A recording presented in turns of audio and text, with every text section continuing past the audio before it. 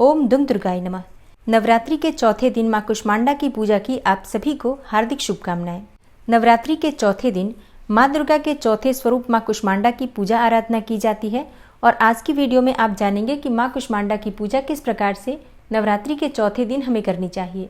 मां कुष्मांडा की पूजा विधि क्या है, किन मंत्रों का आज हमें जप करना चाहिए और किन रंगों के वस्त्र धारण करके आज मां की हमें आराधना करनी चाहिए। मां को कौन सा पुष्प बहुत प्रिय है और कौन सी वस्तु मां को अर्पित करें जिससे कि मां से मन चाहा वरदान हमें प्राप्त हो। और जिस भी मनोकामना से हम मां की पूजा आराधना कर रहे हैं या मंत्रों का जप कर रहे हैं, व्रत धारण कर रहे हैं, हमारी वो मनोकामना मां की कृपा से पूर्ण हो, इसके लिए आज विशेष क्या करना चाहिए, संपूर्ण जानकारी आपको आज की वीडियो में मैं शेयर करने वाली हूँ। और अब जानते हैं मां कुष्मांडा की पूजा विधि के बारे में। तो सुबह जल्दी उठ जाइए, नित्य कर्मों से निवृत्त होकर स्नान कर लीजिए और स्नान करने के बाद साफ स्वच्छ वस्त्र धारण कर लीजिए। आज कौन से रंग के वस्त्र हमें धारण करने चाहिए, देखिए मां कुष्मांडा को प्रिय है नारंगी और हरा रंग। इनमें से कोई भी रंग धारण करके आप मां की पूजा आराधना कर सकते हैं। और शुद्ध वस्त्र धारण करने के बाद सबसे पहले भगवान सूर्यदेव को जल अर्पित कीजिए। उसके बाद अपने घर के मंदिर में आकर जहाँ पर आपने चौकी स्थापित की है या फिर जहाँ पर माँ की आप पूजा कर रहे हैं वहाँ पर आकर सभी देवी देवताओं को प्रणाम कीजिए। फिर उसके बाद शुद्ध आसन डालकर चौकी के पास बैठ जाइए। अब जो भी सामग्री आपने चौकी के पास माँ की पूजा से संबंधित रखी हुई है सबका शुद्धिकरण कर लीजिए। आसपास पूजा स्थल पर चारों तरफ जल का छिड़काव करके स्थान का और खुद का पवित्रीकरण कर लीजिए। इसके बाद अपने सामने शुद्ध घी का एक दीपक प्रज्वलित कीजिए और अब आपकी पूजा प्रारंभ हो जाती है। तो सबसे पहले भगवान गणेश की पूजा आपको करना है। अब भगवान गणपति की पूजा के बाद आपको कलश की पूजा करना है और इसके बाद जो आपने नवग्रह मंडल स्थापित किया है इन सभी ग्रहों का मन में ध्यान करते हुए या फिर बोलते हुए भी आप कलश की पूजा कर सकते हैं। इसके बाद जैसे कि आपने ज्वारे बो रखे हैं तो ज्वारों के लिए आपको मंत्र बोलना है, जयंती मंगला काली भद्रकाली कपालिनी दुर्गा क्षमा शिवा धात्री स्वाहा स्वधा नमोस्तुते। और फिर सबकी पूजा करने के बाद आपको माँ दुर्गा की पूजा करनी है। तो आज माँ कुष्मांडा की पूजा हम करेंगे, तो माँ कुष्मांडा का ध्यान कीजिए। अपने हाथ में अक्षत और पुष्प ले लीजिए और माँ कुष्मांडा का ध्यान करते हुए आपको इस मंत्र का जप करना है। या देवी सर्वभूतेषु माँ कुष्मांडा रूपेण संस्थिता नमस्तस्यै नमस्तस्यै नमस्तस्यै नमो नमः।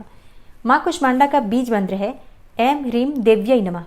इस मंत्र का आप चाहे तो जप कर सकते हैं या फिर ओम कुष्मांडा देव्यै नमः इस मंत्र का भी जप कर सकते हैं। मतलब जो भी मंत्र आप अच्छे से उच्चारण कर पाते हैं उसी मंत्र का जप करते हुए माँ कुष्मांडा का ध्यान कीजिए। अब माँ कुष्मांडा का स्वरूप क्या है जिसका आपको ध्यान करना है, देखिए माँ कुष्मांडा की 8 भुजाएं हैं, इसलिए इन्हें अष्टभुजा भी कहा जाता है। इनके 7 हाथों में क्रमशः कमंडल, धनुष, बाण, कमल पुष्प, अमृतपूर्ण कलश, चक्र तथा गदा है। वहीं 8वें हाथ में सभी सिद्धियों और निधियों को देने वाली जपमाला है। माँ कुष्मांडा को कुम्हड़े की बलि अति प्रिय है और संस्कृत में कुम्हड़े को कुष्मांडा कहते हैं, इसलिए माँ दुर्गा के इस रूप को कुष्मांडा कहा जाता है। माँ कुष्मांडा के इसी स्वरूप का आपको ध्यान करना है और इसके बाद जो आपके हाथ में सामग्री है अक्षत और पुष्प माँ के चरणों में अर्पित कर दीजिए। इसके बाद धूप, दीप, अक्षत, पुष्प इत्यादि जो भी सामग्री आपके पास उपलब्ध है एक एक करके माँ को अर्पित कीजिए। माँ का प्रिय पुष्प है लाल गुड़हल या फिर गुलाब का पुष्प। और हाँ, एक और पुष्प है जो माँ को बहुत प्रिय है, वो है पीले कमल के पुष्प। तो अगर आपके पास उपलब्ध हो तो पीले कमल के पुष्प अर्पित कीजिए। कहा जाता है कि माँ को अगर पीले पुष्पों की माला अर्पित की जाती है तो माँ मन चाहा वरदान देती हैं। अब ये मिलना तो मुश्किल है, लेकिन अगर आपके पास है ऐसी सुविधा तो ज़रूर अर्पित कर सकते हैं। नहीं तो पीले गेंदे के पुष्पों की माला भी आप अर्पित कर सकते हैं। नवरात्रि के चौथे दिन माँ कुष्मांडा को मालपुए का भोग अर्पित किया जाता है या फिर आप हलवे का भोग लगा सकते हैं। और हाँ, ज़रूरी नहीं है कि आपके पास ये सभी सामग्री हो, तो ऐसे में आपके पास जो भी चीज़ उपलब्ध हो भोग में, जैसे कि फल या मिठाई का भोग भी आप लगा सकते हैं। कच्चे दूध में केसर मिलाकर शक्कर डालकर ये भी आप माँ को अर्पित कर सकते हैं। गाय के दूध में सिर्फ शक्कर डालकर भी माँ को भोग में अर्पित किया जा सकता है। पंचमेवा का भोग प्रतिदिन आप लगा सकते हैं, केले का भोग प्रतिदिन लगा सकते हैं। तो अपनी शक्ति सामर्थ्य के अनुसार भोग आप लगा सकते हैं। तो अपनी शक्ति, अपने सामर्थ्य के अनुसार माँ की पूजा आराधना कीजिए और इसके बाद उनके मंत्रों का यथासंभव 11 बार, 21 बार या 108 बार जप कर सकते हैं।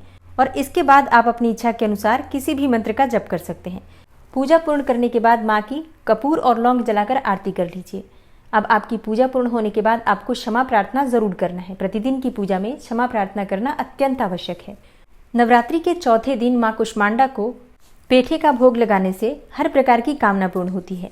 अब देखिए, शास्त्रों के अनुसार माँ को पेठे की बलि दी जाती है। जो सफ़ेद कुम्हड़ा होता है जिससे पेठे की मिठाई बनती है, उसकी बलि चढ़ाई जाती है।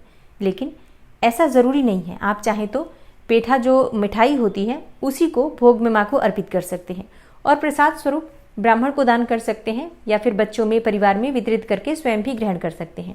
और अब आप सुनेंगे माता कुष्मांडा की पावन कथा। माँ दुर्गा के चौथे स्वरूप का नाम है कुष्मांडा। नवरात्रि के चौथे दिन माँ कुष्मांडा देवी के स्वरूप की ही उपासना की जाती है। अपनी मंद हल्की हंसी के द्वारा अंड यानी ब्रह्मांड को उत्पन्न करने के कारण इस देवी को कुष्मांडा नाम से अभिहित किया गया है। जब सृष्टि नहीं थी, चारों तरफ अंधकार ही अंधकार था, तब इसी देवी ने अपने ईशत हास्य से अर्थात मंद मुस्कान से ब्रह्मांड की रचना की थी। इसलिए इस देवी को सृष्टि की आदि स्वरूपा या आदि शक्ति कहा गया है। इस देवी की 8 भुजाएं हैं, इसलिए अष्टभुजा कहलाती हैं।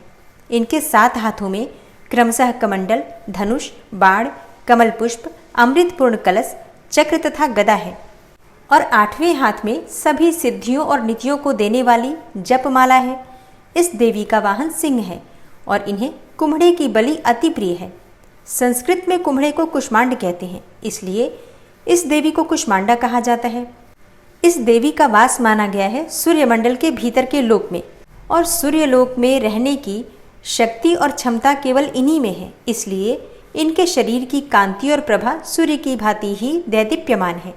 इनके ही तेज से दशों दिशाएं आलोकित हैं। ब्रह्मांड की सभी वस्तुओं और प्राणियों में इन्हीं का तेज व्याप्त है।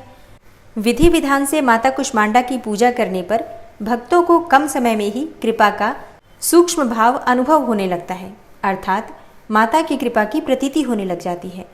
एकाग्र और पवित्र मन से नवरात्रि के चौथे दिन इस देवी की पूजा आराधना करना चाहिए। इससे भक्तों के रोगों और शोकों का नाश होता है तथा उसे आयु, यश, बल और आरोग्य प्राप्त होता है। माता कुष्मांडा आधियों व्याधियों से मुक्त करती हैं और उसे सुख, समृद्धि और उन्नति प्रदान करती हैं और इसलिए इस देवी की उपासना के लिए भक्तों को सदैव तत्पर रहना चाहिए। माता कुष्मांडा की कथा दुर्गा सप्तशती के कवच में लिखा है। कुत्सित कुष्मा कुष्मा त्रिविधतापयुत संसार स अंडे माशपेशया मुदर रूपायाम यस्या सा कुष्मांडा, अर्थात वह देवी जिसके उदर में त्रिविधतापयुक्त संसार स्थित है वह कुष्मांडा है। देवी कुष्मांडा इस चराचर जगत की अधिष्ठात्री हैं। जब सृष्टि की रचना नहीं हुई थी तब उस समय चारों ओर अंधकार ही अंधकार था। देवी कुष्मांडा जिनका मुखमंडल सैकड़ों सूर्य की प्रभा से प्रदीप्त है उस समय प्रकट हुई।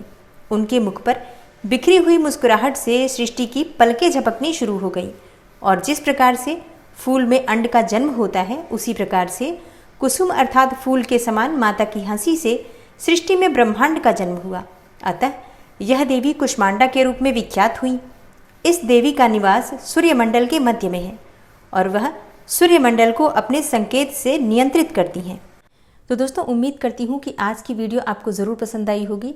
वीडियो पसंद आई हो तो वीडियो को लाइक ज़रूर किया कीजिए और अगर संभव हो तो वीडियो को ज़्यादा से ज़्यादा शेयर कीजिए। चैनल पर पहली बार आए हैं और अगर अभी तक आपने इस चैनल को सब्सक्राइब नहीं किया है तो आज की वीडियो अगर आपको अच्छी लगे तो चैनल को सब्सक्राइब करके बेल आइकन को ज़रूर प्रेस कर लीजिए। इससे ये होगा कि इस चैनल पर जो भी नई वीडियो अपलोड होंगी उनकी नोटिफिकेशन आपको सही समय पर प्राप्त होगी। मिलती हूँ मैं आपसे अगली वीडियो में, तब तक के लिए जय श्री राधे।